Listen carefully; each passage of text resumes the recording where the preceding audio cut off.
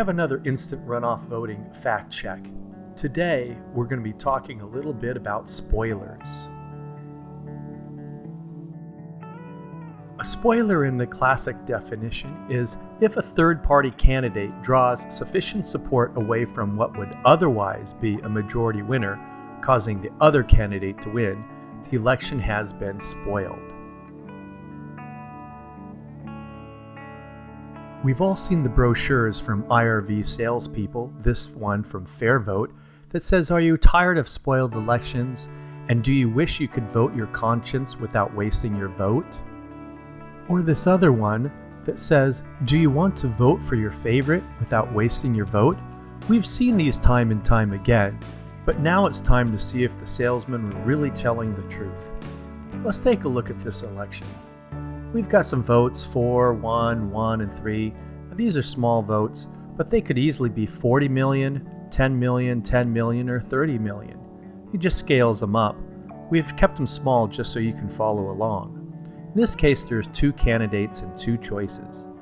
You've got the north side for Bush, 4, and Gore with 1, and 1, and 3. And in this particular case, Gore wins with 5 votes in the 2-candidate race. Now let's enter a third candidate, Nader. He enters the race, but is he a spoiler? If we take a look, the north side and the east side didn't really like him and didn't vote for him. You can do that with instant runoff voting, but west side decided that he was better than Bush. And on the south side, the 3 of the voters voted for Nader in the first place, with Gore in the second place.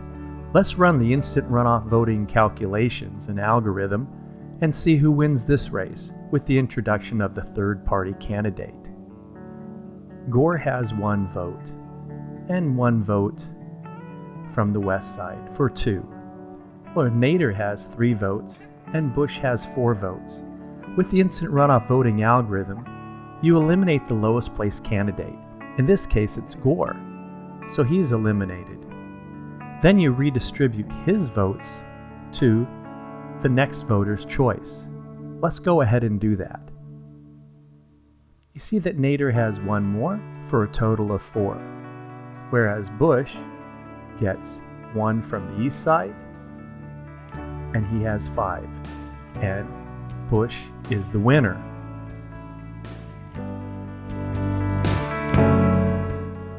Once again, Nader is a spoiler, and once the newspapers take a look at this, they're going to reveal the problem, that Nader spoiled the election with ranked choice voting.